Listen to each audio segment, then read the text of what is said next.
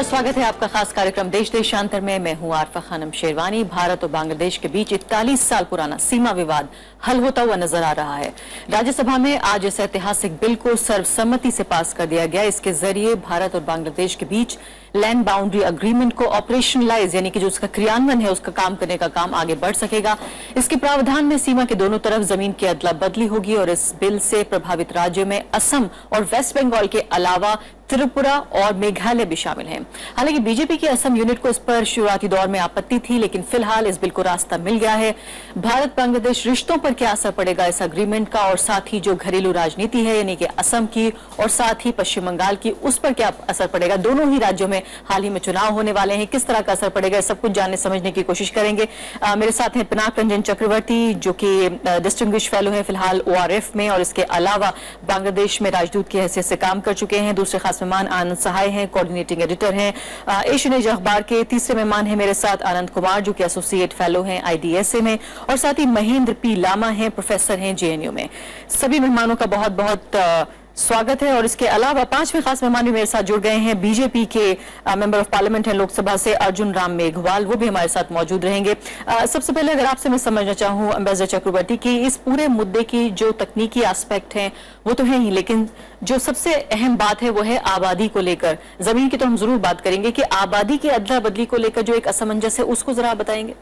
देखिए, original agreement 1974 जिसको हम इंदिरा मुजीब एग्रीमेंट भी कहते हैं, which was the original land boundary agreement, उसमें यह प्रोविजन जरूर था कि जब ये एक्सचेंज होंगे एनक्लेव्स और एडवर्स पोजेशंस, तो जो लोग वहां रहते हैं उनको ये चॉइस दिया जाएगा कि अगर आप वहीं रहना चाहते हैं वहीं रह लें तो आपको उस देश का सिटीजनशिप मिल जाएगा, या अगर आप दूसरे देश में जाना चाहते हैं तो वहां का मिल जाएगा। ये एक भय था कि बड़ा मैसिव एक पॉपुलेशन एक्सचेंज होगा, पर ये बेबुनियाद है मैं तो कहूंगा, क्योंकि मैं जब था, मैं गया हूं सारे तो नहीं, कई एनक्लेव्स में गया हूं, वहां पे मैंने देखा कि वो मूव नहीं करना चाहते हैं, क्योंकि एक इनफॉर्मल एक्सचेंज हो चुका है। इतने साल हो गए जब इंप्लीमेंट ही नहीं हुआ, तो एक इनफॉर्मल एक्सचेंज हो चुका है। वहां का आदमी और यहाँ के आदमी ने अपने एक्सचेंज करके एक दूसरे को लैंड, तो और वो इधर से उधर चले गए हैं। जो जहां चाहता मेरा कंक्लूजन यही था कि जो उस लैंड में बस गया है, जो यहां से गया या उधर से गया, और जो इनफॉर्मल एक्सचेंज हो गया between the populations of the enclaves on the two sides, मेरा तो यही कंक्लूजन था कि कोई ऐसी भय नहीं है कि बड़ा मैसिव कोई पॉपुलेशन एक्सचेंज होगा, और ये बात सही है।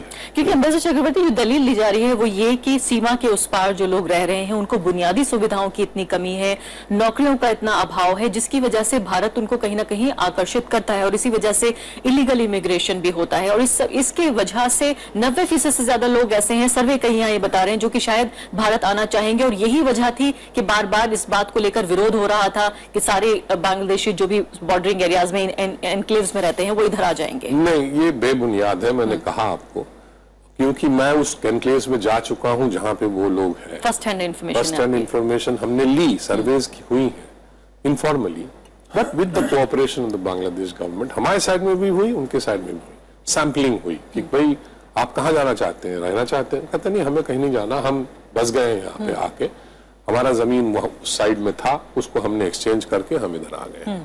तो अगर ये बात थी तो पॉपुलेशन एक्सचेंज का तो सवाल ही नहीं उठता। कुछ हो सकते हैं, एक आध हो सकते हैं। तो मुद्दा फिर इतना राजनीतिक क्यों बना? राजनीतिक बना क्योंकि लैंड का बात था कि हमारा लैंड देना पड़ेगा। राजनीतिक बना बिकॉज स्टेट में एक गवर्नमेंट है, सेंटर में दूसरा गवर्नमेंट है।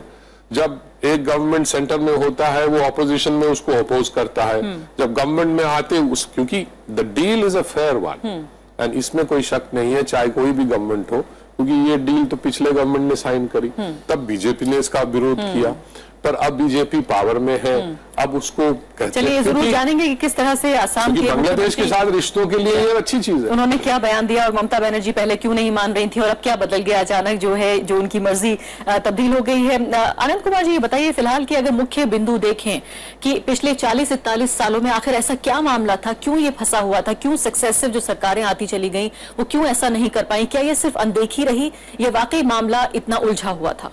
नहीं, मामला उलझा हुआ था वो इस कारण से क्योंकि इसमें कॉन्स्टिट्यूशनल अमेंडमेंट की जरूरत है, और इस पूरे एग्रीमेंट में जो है भारत को 10,000 एकड़ का नुकसान है, लेकिन ये एक नोशनल नुकसान है।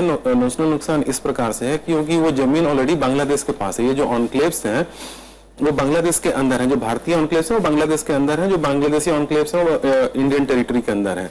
तो इन इफेक्ट जो है बांग्लादेश ऑलरेडी उन जमीन को जो है वो मतलब उनके पास है वो, तो इसमें लॉस की कोई बात है नहीं क्योंकि वो जमीन ऑलरेडी उनके पास है। तो ये नोशनल लॉस है, यानी जिसको इनफॉर्मल कह रहे हैं हाँ अंबाजी चक्रवर्ती, उसी का जिक्र कर रहे हैं हम। हाँ, नोशनल लॉस है।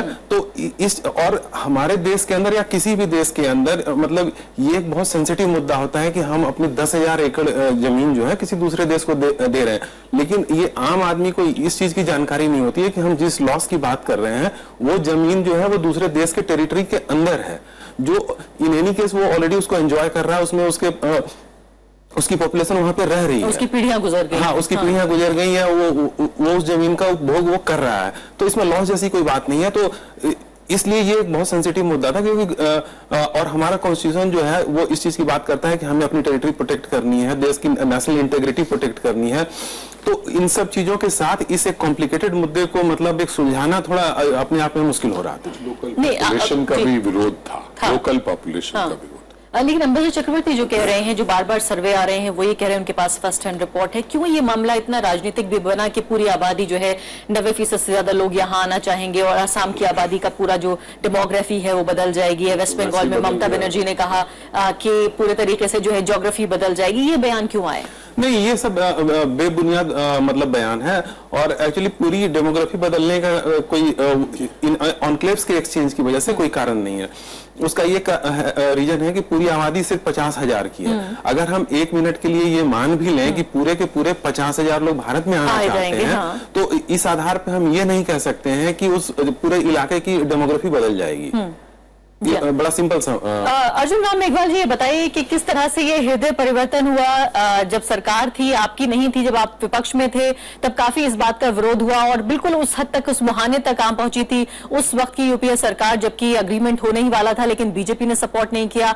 आज राज्यसभा में हमने देखा कि कोई भी एक आदमी ऐसा नहीं मिला, एक मेंबर ऑफ पार्लियामेंट जो अपोज कर पाता।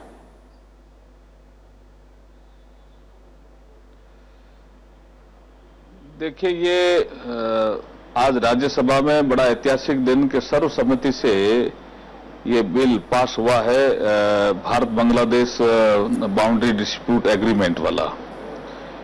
आपने जो हृदय परिवर्तन वाली बात की, ये इशू हमारे उस समय भी ये ध्यान में था कि भाई क्या इसके बाद आप फेंसिंग को मजबूत करने की स्थिति में आ जाएंगे क्या?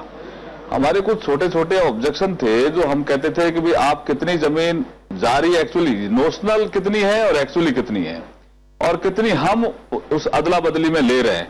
दूसरा इशू ये था कि क्या उसके बाद फेंसिंग प्रॉपर हो जाएगी क्या? ये कुछ ऐसे सवाल थे जिनके जवाब उस समय प्रॉपरली दे नहीं पाए। अदरवाइज तो हम ये चाह रहे थे कि ये जो फेंसिंग वाला इशू है, भारत पाकिस्तान की बाउंड्री पे प्रॉपर फेंसिंग बनी हुई है क्योंकि बाउंड्री डिस्प्यूट सेटल है ये, और भारतीय जनता पार्टी का स्पष्ट मत है कि बाउंड्री डिस्प्यूट सेटल होने चाहिए।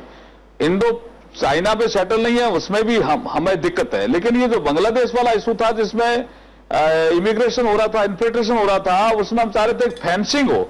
अब हम ये सोच रहे हैं कि ये एग्रीमेंट होने के बाद फेंसिंग वाला इशू सॉल्व हो जाएगा, तो इसलिए हमने इसको सहमति दी कि भाई फेंसिंग हो जाएगी।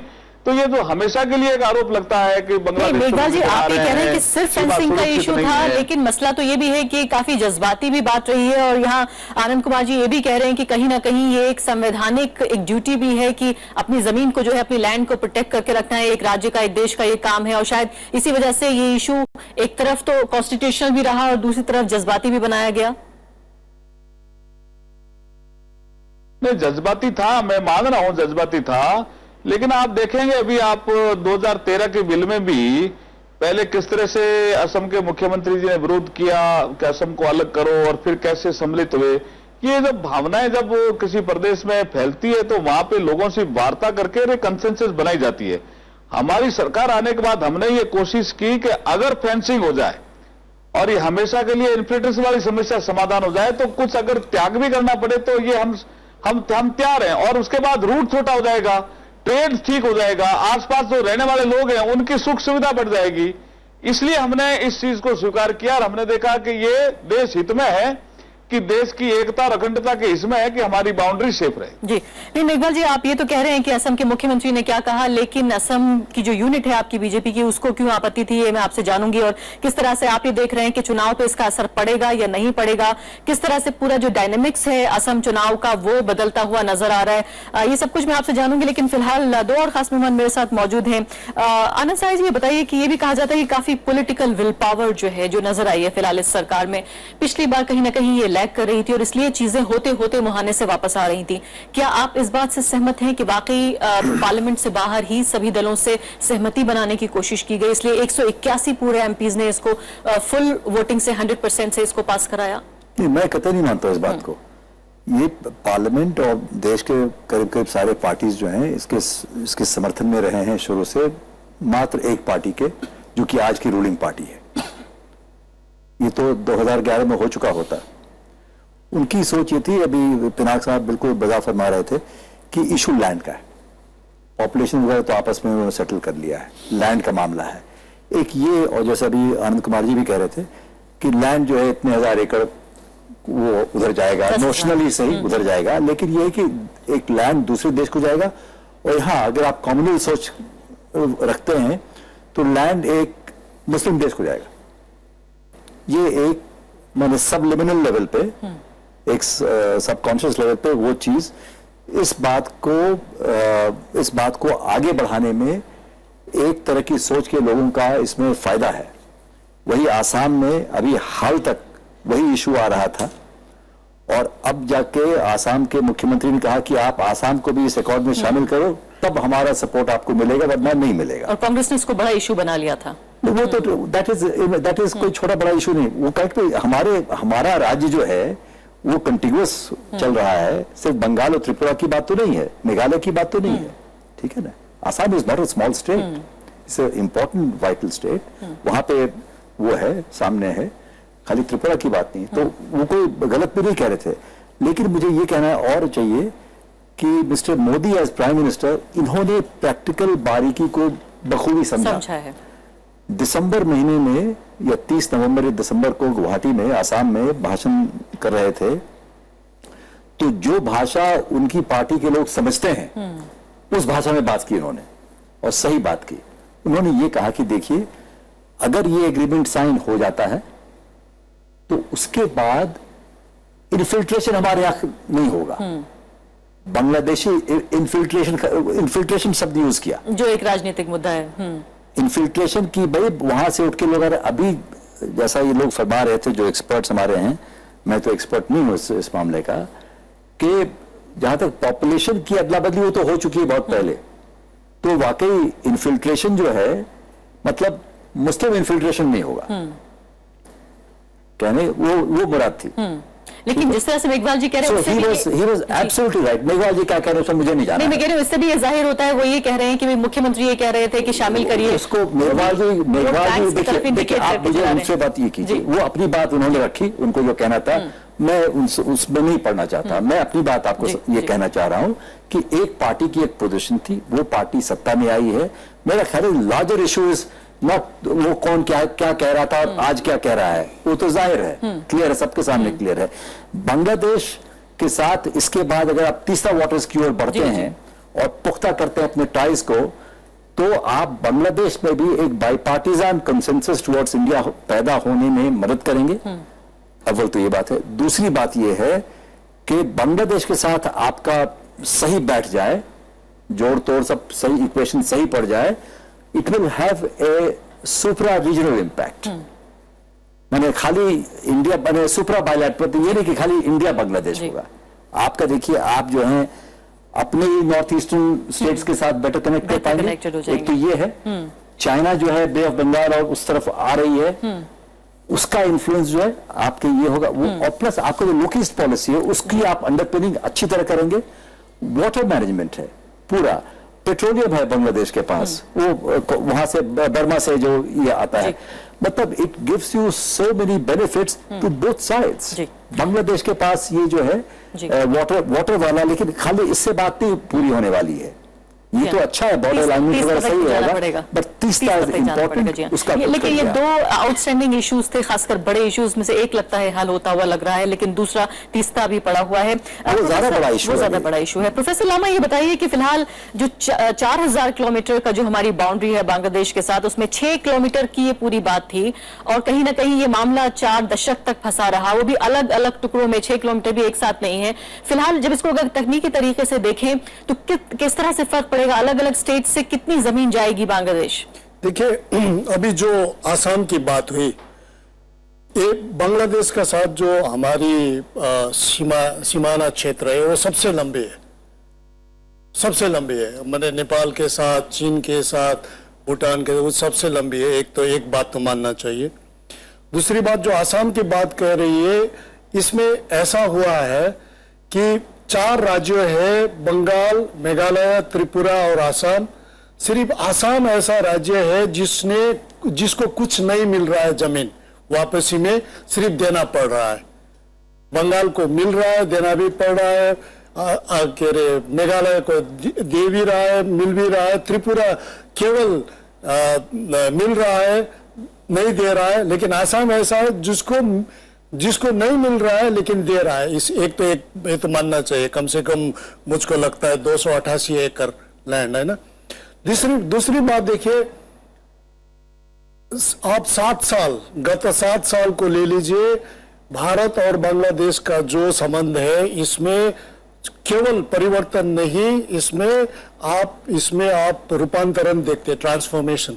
क्योंकि आप सिर्फ इसको मत ले लीजिए, जमीन को, ये जो जमीन हस्तांतरण है, बॉर्डर में, आप 5 चीज ले लीजिए। एक तो पहले ले लेंगे, हमारी जो ट्रेड रिलेशंस है, यूनिलैटरली भारत सरकार ने बोला है कि हम बांग्लादेश को 0 टैरिफ में सामान आने देते।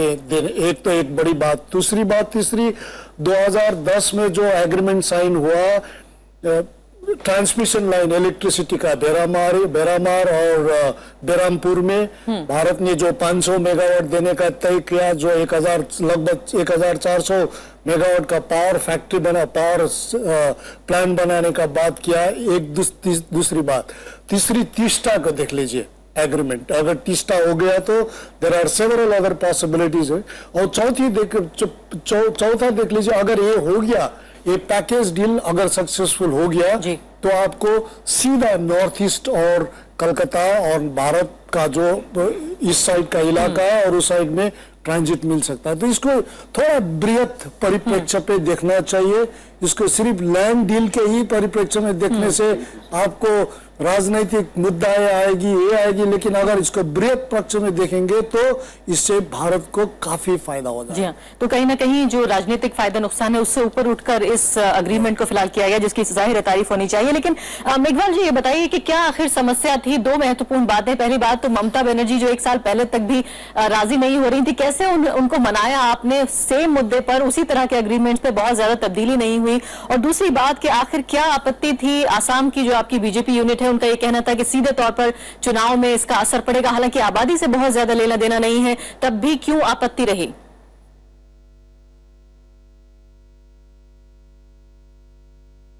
देखिए, ये जो बातें आपने कही है बंगाल और असम के बारे में, ये पहले अभी जो चर्चा में एक जो उभर करके बिंदु आया वो बहुत महत्वपूर्ण था कि पॉलिटिकल विल की कहीं न कहीं कमी थी, जिसकी वजह से ये लंबे समय से 40-41 साल तक इसमें लगे। देखिए, अब जब मोदी जी ने ये पदभार संभाला और मोदी जी ने आसपास कई देशों की यात्राएं की है और यूरोप और अमेरिका तक चले गए, लेकिन बांग्लादेश की यात्रा अभी नहीं की है। तो मोदी जी के मन में था कि मैं बांग्लादेश से भी हमारे संबंध बेहतर हो, रिश्ते बेहतर हो, और उन्होंने उसको बारीकी से देखा इस एग्रीमेंट को और ये समझाने की कोशिश की कि भाई ये जो लार्जर इशू ये है कि इन्फिल्ट्रेशन रुके, लोगों की अदला बदली इसमें जनसंख्या की नहीं है, लेकिन जो अवैध रूप से लोग आ रहे हैं वो रुके, ये समझाने की कोशिश मोदी जी कर पाए और उसकी वजह से ममता जी हो चाहे असम के लोग हो, उनको समझाने में मोदी जी सफल हुए हैं। और आने वाले समय जब फेंसिंग का काम प्रॉपर हो जाएगा तो सीमा भी सुरक्षित हो जाएगी। और एक जो बात चर्चा में आग उभर कर आई, लुक ईस्ट पॉलिसी, जो हमारी पॉलिसी है वर्षों से, उसको भी इससे बल मिलेगा और ट्रेड की एक्टिविटी में भी सुधार होगा। जो जनसंख्या आसपास रहती है उसका आर्थिक स्तर सुधर जाएगा। मुझे लगता है ये समझाने में जब हम सफल हुए तो ये जी अमित भाई, समय मेरे पास कम है, कुछ सवाल और लेना चाहती हूँ। आनंद साहब जी, इन्फिल्ट्रेटर और इमिग्रेंट्स, जो ये फर्क है शब्दों का, इसको किस तरह समझाते हैं? राजनीति हमारी कैसे समझाती है इन शब्दों का फर्क? भाई देखिए, हमारे we are a country of economic migrants. देश के एक किनारे से लेके आदमी कहीं और चला जाता है इसके लाइवलीहुड की तलाश में। उसी तरह से ये 47 के पहले तो एक ही सारा यूनिट था, पूरा ज्योग्राफिकल यूनिट।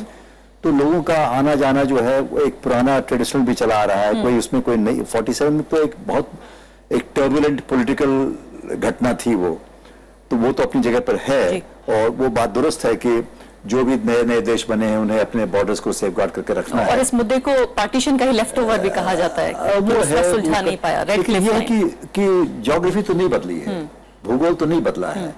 अगर पानी और बाढ़ से तबाह हो रहे थे लोग उस बांग्लादेश के, जो आज बांग्लादेश है, वो पहले ईस्ट पाकिस्तान था और पहले ईस्ट बंगाल था, तो वहां के लोग वो मतलब मरता क्या नहीं करता, वो कहाँ चला जाएगा। यहाँ से देखिए आप लीबिया से क्रॉस करते हैं समंदर में, कैसे कैसे जहाज ऊपर नीचे जाता है, मर जाते हैं 700,000 लोग अभी साफ। तो लाइवलीहुड की तलाश में लोग जाते हैं। तो ये कौन सी ताज्जुब की बात है कि आप 2-4 किलोमीटर चले नहीं कि आप पहुंच गए त्रिपुरा, और यहाँ चले। और अगर बांग्लादेश की इकोनॉमी, अगर बांग्लादेश की जगह फर्ज करिए कि वहां पर कनाडा होता या अमेरिका होता, तो शायद इधर से भी बंदे चले जाते कुछ नौकरी की तलाश में। इकोनॉमिक एक्टिविटी पॉसिबल है उनके लिए, वो घुसपैठी कहलाते शायद। तो वो भी मतलब वो तो पॉलिटिकल एक शब्द हो गया ना, तो इसको आप जी। अम्बेसडर चक्रवर्ती, ये बताइए कि फिलहाल अब सुना है कि इसी साल शायद विजिट हो सकती है पीएम मोदी की बांग्लादेश, तो शायद फिलहाल जो रिश्ते हैं पहले से बेहतर दिशा में आगे बढ़ेंगे, क्योंकि कहीं ना कहीं पिछले एक दशक में जिस तरह से एंटी इंडिया सेंटिमेंट्स कुछ बांग्लादेश में देखे गए, इससे लगता है कुछ भरपाई होगी। देखिए, शेख हसीना आने के बाद, प्रधानमंत्री बनने के बाद, कोई अब 5 साल का फर्स्ट टर्म हो गया, अब शायद 1-1.5 साल हुआ है उनका सेकंड टर्म का, मान लीजिए 6 साल तक हमारे रिश्ते इंप्रूव होते चले गए हैं, क्योंकि उन्होंने हमारी जो सिक्योरिटी और टेररिज्म और इसके मुद्दे पर उन्होंने बहुत कोऑपरेशन किया। बट उनके लिए जो ट्रांजिट मांगते हैं नॉर्थ ईस्टर्न स्टेट्स के लिए, वो कहते हैं कि तीस्ता और ये जो लैंड बाउंड्री एग्रीमेंट है, इसको आप सॉल्व कर दे तो हम वो भी दे देंगे। तो एडहॉक ट्रांजिट उन्होंने हमें दिया है कई जगह। जैसे पल्ला टाना गैस पावर प्लांट है, उसके लिए जो भी मशीनरी थी उन्होंने अलाउ किया कि आप हमारे नदी के रास्ते ले जाइए। तो वो अगरतला तक पहुंची, क्योंकि इसका नेगोशिएशन मैंने खुद किया था, तो मुझे मालूम है। सो इसलिए मैं समझता हूं कि ये एग्रीमेंट अगर जब हो जाता है तो रिश्ते बेहतर होंगे, 100% बेहतर होंगे। हमें ट्रांजिट मिलेगा, हमें और कई चीजों में हमारी अंडरस्टैंडिंग बढ़ेगी।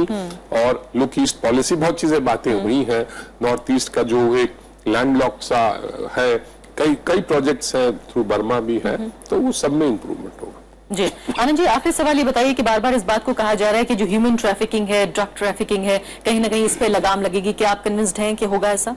कोई लिंक नहीं। और उससे यही है कि हमारे जो बॉर्डर गार्डिंग फोर्स जो बीएसएफ है, उनका कहना रहा है पास्ट में कि जो ये एनक्लेव्स हैं, ये मतलब इस तरह के एक्टिविटीज के केंद्र रहे हैं। जैसे कि ये चूंकि इंडियन टेरिटरीज में है, तो बांग्लादेशी लोग वहां आते हैं, फेंस करना मुश्किल होता है। तो इस वजह से जब एक बार बॉर्डर जो है जब स्ट्रीमलाइन हो जाएगा, तो उसकी फेंसिंग आसान होगी। और एक बार जब फेंसिंग आसान होगी तो उस बॉर्डर को मैनेज करना रिलेटिवली आसान होगा। वो कह रहे हैं सबसे बड़ा इशू था मेघवाल जी, बार-बार फेंसिंग बड़ा इशू था, लेकिन यहाँ पे मैं थोड़ा सा उसको एक नुआंस अंडरस्टैंडिंग मतलब यहाँ पे लाना चाहूंगा। वो ये है कि बांग्लादेश का बॉर्डर हमारा जो है सबसे बड़ा बॉर्डर है, वो 4090 किलोमीटर के लगभग है। और उसमें से जो है करीब 1000 से ऊपर किलोमीटर का जो बॉर्डर है वो रिवराइन बॉर्डर है। तो अगर हम इस इलाके को मतलब फेंस कर भी लेते हैं, तो इसका मतलब ये नहीं है कि पूरा 4000 किलोमीटर का बॉर्डर जो है वो सुरक्षित हो जाएगा। स्टिल 1000 किलोमीटर का जो बॉर्डर है वो रिवराइन रहेगा, जहां से ह्यूमन ट्रैफिकिंग, कैटल ट्रेड वगैरह वगैरह एज इट इज चलता रहेगा। बस ये है कि थोड़ा बहुत जी समय समाप्त हो गया है, मुझे कार्यक्रम यहाँ खत्म करना होगा। सभी मेहमानों का बहुत बहुत शुक्रिया। इसी के साथ अभी के लिए इतना ही, नमस्कार।